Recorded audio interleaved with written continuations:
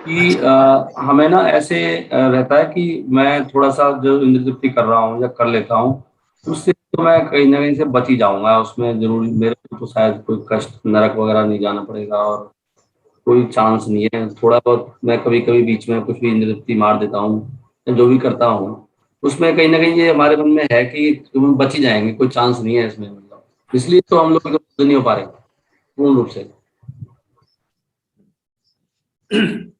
तो कई बार मन में ये भावना आ जाती है, चलो हम भक्ति तो कर ही रहे हैं, साथ में थोड़ी इंद्र तृप्ति भी करते रहते हैं, तो भगवान रक्षा कर ही लेंगे, कम से कम हम नरक तो जाएंगे नहीं। तो इस भावना से कैसे बचें? तो देखो, पहली बात यह है कि अगर हम लोग भगवान की भक्ति में लगे हैं और साथ में, क्योंकि हमें हमारा स्वभाव है भोग करना, हम करोड़ों वर्षों से, करोड़ों जन्मों से हम भोग करते ही आ रहे हैं, तो हम ऐसे कार्य करते हैं, हमें हमें लगता ही नहीं कि हम भोग कर रहे हैं, हमें तो लगता है वो हाँ ऐसे ही करना चाहिए, तो हम भोग कर लेते हैं, इंद्र तृप्ति कर लेते हैं। अगर ये जो इंद्र तृप्ति है ये दो तरह की है, दो तरह की इंद्र तृप्ति है। पहली है शास्त्रों के अनुसार, और दूसरी है शास्त्रों के विरुद्ध, पाप और पुण्य। अगर हम पाप पूर्ण अगर इंद्रिय तृप्ति कर रहे हैं, व्यभिचार कर रहे हैं, प्याज लहसुन मांस मदिरा इत्यादि का सेवन कर रहे हैं, जुआ खेल रहे हैं इत्यादि, अगर ऐसे कार्य कर रहे हैं हम, अगर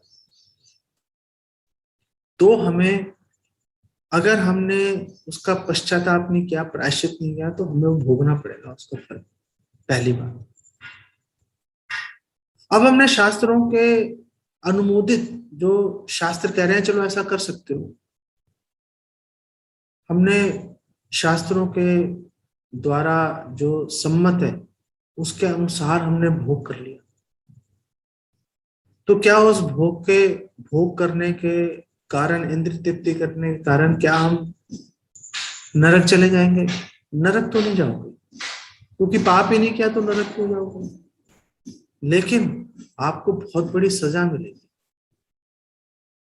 जो नरक जाने से भी बहुत अधिक खराब है।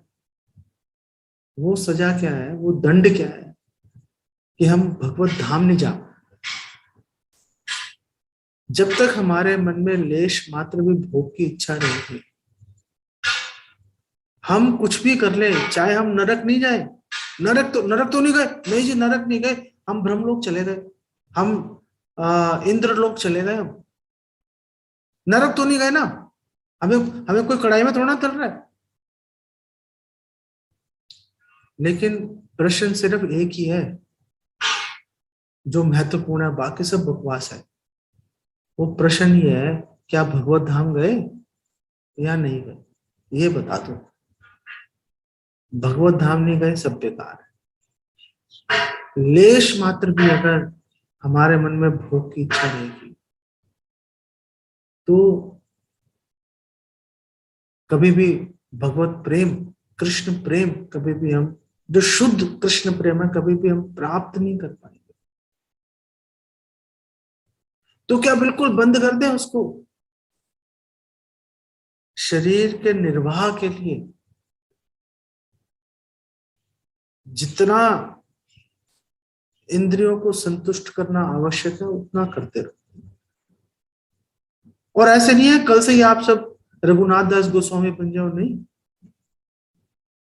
धीरे धीरे होता है, धीरे धीरे, धीरे धीरे होगा। एकदम से छोड़ोगे तो छोड़ तो दोगे, कोई प्रॉब्लम नहीं है। आपने सोचा कल से नहीं करूंगा ये काम, आज से नहीं करूंगा, छोड़ दोगे, कोई समस्या नहीं है। लेकिन 2 महीने, 6 महीने, 1 साल, 5 साल के बाद, क्योंकि हम उसके लिए तैयार नहीं थे, वो इंद्रियों का वेग इतनी तेजी से आएगा कि आपकी सारी तपस्या को उड़ा के, तोड़ ताड़ के खत्म कर देगा।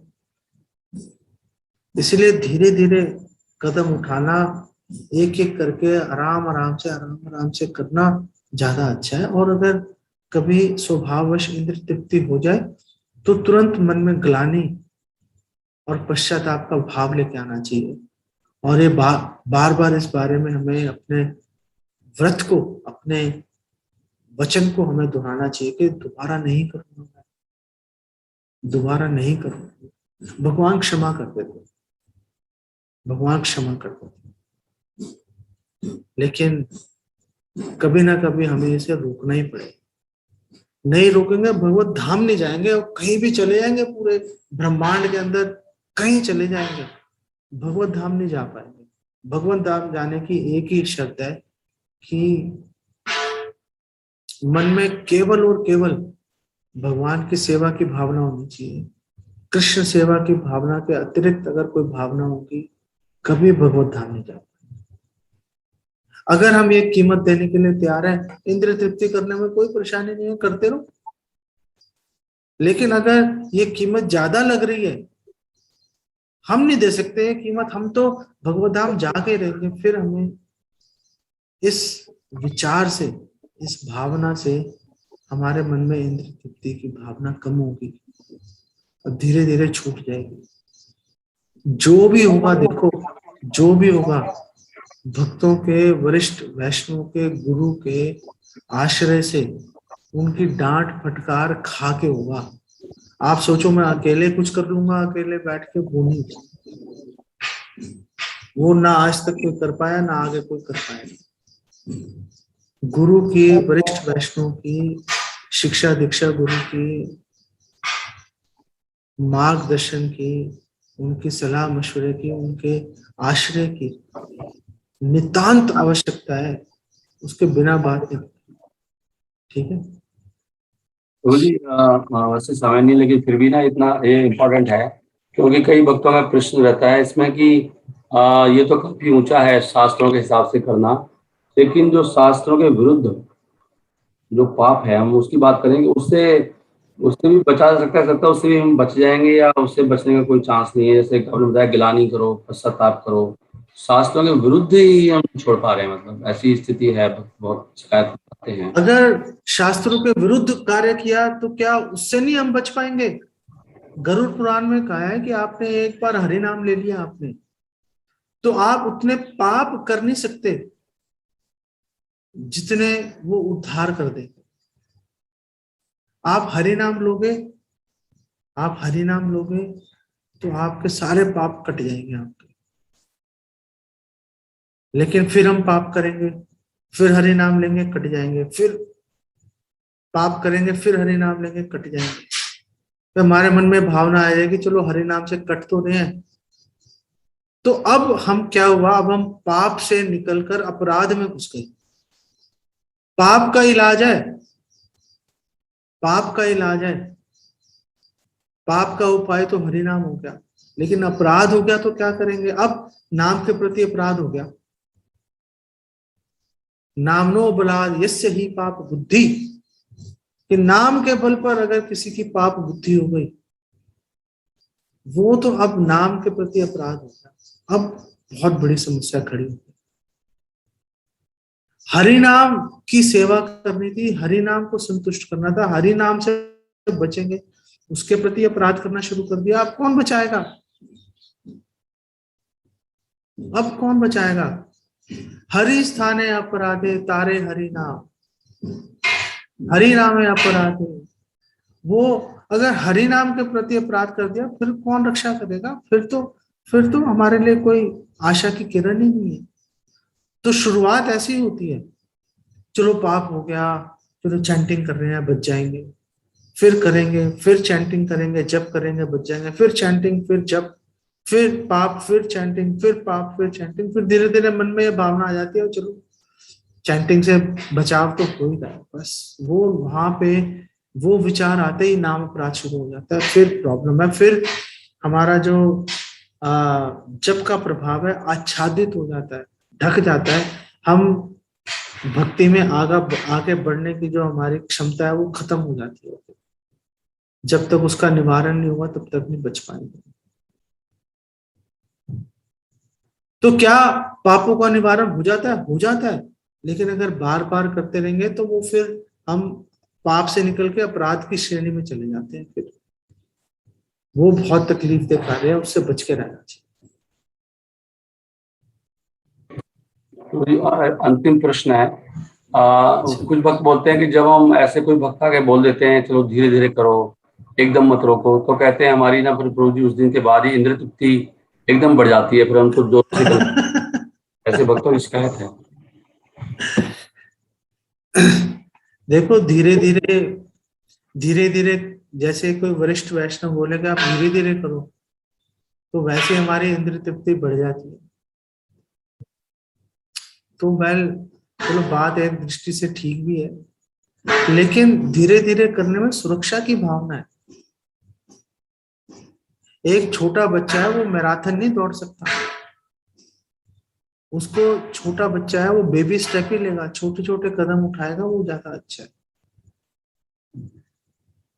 और हमारे मन में इंद्र तृप्ति की अगर भावना है ही, अगर हमारे मन में इंद्र तृप्ति की भावना है ही, तो चलो अगर वो बोल दे और देखो आज से अगर आपने एक भी इंद्र तृप्ति की आप नरक जाओगे, लोग तब भी करते हैं,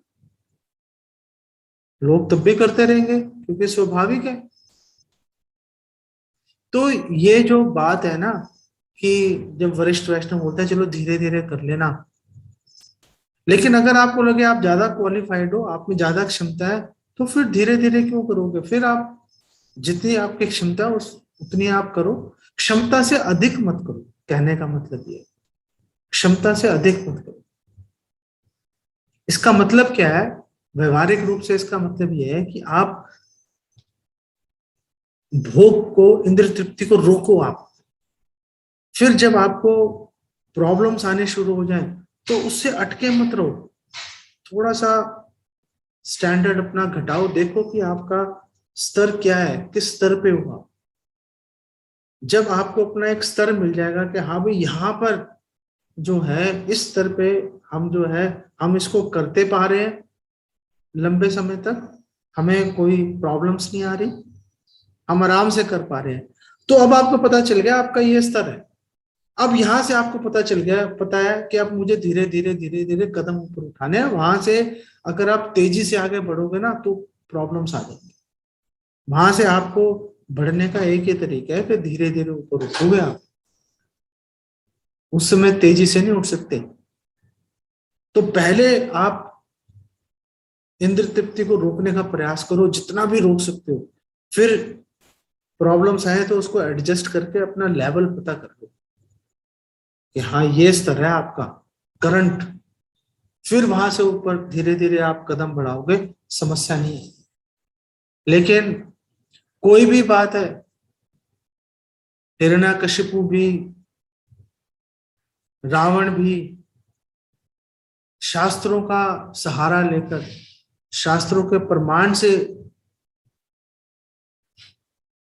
इंद्र तृप्ति में भगवान के विरुद्ध जाने का प्रयास कर रहा था। वो विकल्प तो हमारे पास हमेशा उपलब्ध है ही, कि हम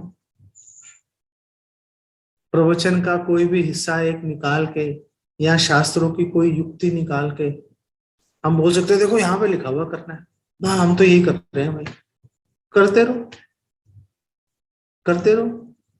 किसको नुकसान होगा? हमें नुकसान होगा, और किसी को नहीं नुकसान होगा। ना ते विदु स्वार्थ गति में विष्णु। भोग तृप्ति से हम ये भूल जाते हैं कि हमारा जो स्वार्थ है, अधिकतम स्वार्थ, वो विष्णु भक्ति में है, भगवान कृष्ण की सेवा करने में। ये अगर आप भूलना चाहते हो, बहाने ढूंढ रहे हो, मिल जाएंगे आपको बहाने, एक नहीं हजार मिलेंगे। एक माता जी हैं, बहुत वरिष्ठ वैष्णव है, उनके उनकी सिस्टर जो है वो भक्ति के अगेंस्ट थी, उसकी सिस्टर। तो वो किसी तरह से उसको मना के, मिन्नत करके उसको वृंदावन ले गई। अरे वृंदावन मैं नहीं जाना चाहती, वहां पे मैंने सुना बड़ी गंदगी है, बड़ी भीड़ भड़का है, ये है वो है। तो वो कृष्ण बलराम मंदिर में दर्शन कर रही थी वो, और दर्शन करके जैसे पलटी तो पीछे से और कुछ लोग आ रहे थे दर्शन करने के लिए। उसमें से एक व्यक्ति था, बाहरी व्यक्ति, उसने उस माता जी को हल्का सा उसने धक्का दे दिया। तो वो माता जी ने अपनी सिस्टर को बोला, देखो मैं पहले ही कह रही थी। उसने जानबूझ के मुझे धक्का दिया उसने, देखो मुझे पहले ही पता था ऐसा ही होगा। तो उस माता जी ने अपनी सिस्टर को बताया कि देखो आप इसके बारे में सोच रही थी ना, तो भगवान ने आपको वो दिखा दिया। अगर आप भगवान की भक्ति के बारे में सोच रही होती तो भगवान भक्ति दिखा देते आपको। लेकिन आप ढूंढ रही थी कि कैसे भगवान से नफरत करूं, कैसे भक्ति से पीछे हट जाऊं, तो भगवान वो रास्ता दिखा देते। आपके सामने ऐसी घटनाएं घटित होंगी कि अपने आप ही आप पीछे हटते चले जाओगे। सवाल यह है कि हम ढूंढ किसको रहे हैं? हम अपनी भक्ति बढ़ाने के बारे में सोच रहे हैं या घटाने के बारे में सोच रहे हैं? बढ़ाने के बारे में सोचेंगे तो कौन मदद करेगा? भगवान। घटाने के बारे में सोचेंगे तो कौन मदद करेगा? भगवान। भगवान ऐसी लोगों को, ऐसे भक्तों को हमने आपके सामने करेंगे, उनके व्यवहार को देख के भक्ति से नफरत हो जाएगी। आप ऐसी ऐसी घटनाएं होंगी आपके साथ में, आप बोलोगे अरे माला फेंको भाई, भागो यहाँ से, कहाँ फंस गया। क्योंकि हमारे मन में यही भावना थी, भगवान ने पूरी कर दी वो। अच्छा भाई, आप ये चाहते हो? ये अपनी भावना को चेक करो, आपके मन में क्या भावना चल रही है, वो भावना से कार्य होगा। कैसे भावना चेक होगी? वरिष्ठ वैष्णव के मार्गदर्शन के अंदर है। वो आपको बार बार डांटेंगे, फटकारेंगे, आपको बार बार सुधारेंगे आपकी गलतियां। बस विनीत भाव से चुपचाप सहते रहो उसको, अब बचे रहोगे। तो बचे रहोगे आप, तब जाके आपका कल्याण। ठीक है। तो प्रभु जी जस्ट टू क्लियर, तो भावार्थ ये है कि जब भक्त, हमें धीरे धीरे उससे ऊपर उठना, नीचे नहीं जाना। भक्त लोग मुझे शिकायत किया, प्रभु जी ने आके बोला, किसी प्रभु जी ने, प्रभु जी थोड़ा धीरे धीरे चलना चाहिए। तो वो उन्होंने कहा भैया मैं तो कर ही लेता हूँ, पूरा तृप्ति करने लग जाता हूँ। उसको धीरे धीरे अपने स्तर से ऊपर उठना है, ना कि उसे नीचे जाना है। जो ऑलरेडी मेंटेन करा उसे नीचे क्यों जाएगा कोई? ये पॉइंट है ना प्रभु जी आपका कहने का। हाँ, और देखो क्यों हमें नीचे गिरने की जगह जहां पर भी है उससे ऊपर उठने का प्रयास क्यों करना चाहिए? क्योंकि भक्ति में आगे बढ़ रहे हैं, उसका हमें पता कैसे चलेगा कि हम भक्ति में आगे बढ़ रहे हैं? जितना भी कोई भक्त भक्ति में आगे बढ़ेगा, उतना ही उसको ये अनुभव होना शुरू हो जाएगा कि मैं कितनी कम सेवा कर रहा हूँ भगवान के। भगवान अनंत है, करोड़ों लक्ष्मियां, लक्ष्मी सहस्त्र शत संभ्रम सेव्यमानम, करोड़ों लक्ष्मियां भगवान की सेवा में लगी हुई हैं, और मुझे उन भगवान की सेवा करने का अवसर पता नहीं कैसे प्राप्त हो गया। अब मैं, मेरे में आखिर क्षमता ही कितनी है भगवान की सेवा करने की? मैं आखिर भगवान की सेवा करने का कितनी सेवा कर ही पाऊंगा? मैं कितनी कम सेवा कर रहा हूं, कितनी सेवा की जा सकती है भगवान की? तो भक्ति में आगे बढ़ने का एक लक्षण है ये, कि एक भक्त के हृदय में ये भावना आ जाती है, मैं तो कुछ कर ही नहीं रहा, मुझे तो बहुत कुछ करना चाहिए भगवान के लिए, लेकिन मैं कुछ कर ही नहीं पा रहा, धिक्कार है मेरे पे, मुझे अपनी सेवा बढ़ानी चाहिए। ये विचार आते आगे बढ़ जाते, ये विचार आगे बढ़ जाता है, तो पीछे हटने का तो कोई सवाल ही नहीं है। क्योंकि हम जहां पे खड़े हैं वो भी बहुत ही खराब स्थान है, उससे ऊपर उठने में ही भलाई है। अगर हमारी भावना अच्छी है तो हमें तुरंत ये आभास हो जाएगा कि अरे भाई, अभी तो बहुत कुछ करना है, भगवान की बहुत सेवा की जा सकती है, मैं तो कुछ कर ही नहीं रहा। जब ये भावना हृदय में गहरी बैठ जाएगी, फिर वो पीछे क्यों हटेगा, फिर आगे बढ़ेगा भक्त। मैं ये पूछ रहा था, जैसे आपने बताया कि जैसे पाप की अगर प्रवृत्ति बढ़ जाती है तो बन जाती है तो फिर अपराध होता है। प्रभु जी, अगर उसके बाद रियलाइजेशन आ जाए और वो व्यक्ति सरेंडर कर दे भगवान को, तो क्या अपराध भी कट जाते हैं? तो अगर हम बार बार, अगर हम अपराध कर रहे हैं, पाप कर रहे हैं और हरि नाम ले रहे हैं, कट रहा है, पाप कर रहे हैं, हरि नाम ले रहे हैं, कट रहा है, तो नाम के बल पे पाप हो गया, चलो। लेकिन अगर कोई भक्त नाम के बल पे पाप कर रहा है और फिर उसको धीरे धीरे समझ में आ गया उस बात की, उसने वो पाप करने बंद कर दिए, पूरी तरह से सरेंडर कर दिया, तो क्या वो पाप कट जाएंगे? हाँ, वो पाप कट जाएंगे, नहीं, वो पाप अपराध कट जाएंगे, अपराध वो अपराध भी खत्म हो जाएगा। फिर आप नाम उसको बोलते हैं, जब एक भक्त के मन में ये विचार आ जाए कि अब मैं नाम के बल पर पाप नहीं करूंगा, अब मैं नाम अपराध नहीं करूंगा, तो उस स्थिति को बोलते हैं नामाभास। कि अब जो भक्त है वो नाम अपराध से उठ गया ऊपर और नामाभास में स्थित हो गया कि अब मैं नाम के बल पे पाप नहीं करूंगा, नाम अपराध नहीं करूंगा। और जब वो नाम अपराध से नामाभास में स्थित हो जाता है, तो फिर शुद्ध नाम तो थोड़ी सी दूर ही रह जाता है, फिर तो यूं भागता है। जैसे अरुणोदय होने पर, जब सूर्योदय से पहले अरुणोदय होता है, कि अभी सूर्य दिख नहीं रहा लेकिन रोशनी आ गई। जैसे अभी इस समय का समय है ना, 6 सवा 6 बजे, अभी सूर्य नहीं दिख रहा, लेकिन आप बाहर देखोगे घर के तो आपको रोशनी दिखाई देगी। इसको अरुणोदय बोलते हैं। तो जब अरुणोदय हो जाए तो ये समझ लो कि अभी आधे पौने घंटे में अभी सूर्य देवता भी दिखाई देने शुरू हो जाएंगे। इसी तरह से जब नाम अपराध से उठ के नामाभास में आ गए, तो फिर तो शुद्ध नाम समझ लो सामने ही खड़ा है, अब तो बस यूं चुटकी बजाएंगे पहुंच जाएंगे वहां पे। नामाभास में एक बार आ गए, फिर व्यक्ति पीछे नहीं हटता, फिर तो आगे दौड़ लेता, फिर कहीं नहीं रुकता वो। हालांकि भक्तिविनोद ठाकुर नामाभास के भी अनेक प्रकार बता रहे हैं, लेकिन आमतौर पे आप लोगों को उत्साहित करने के लिए ये समझना पर्याप्त है फिलहाल कि नाम अपराध से ऊपर उठ के नामाभास में आ गए, बस समझ लो अब तो भगवत धाम जाके ही रुकोगे, बीच में कोई फुल स्टॉप कमा नहीं, ये बात है।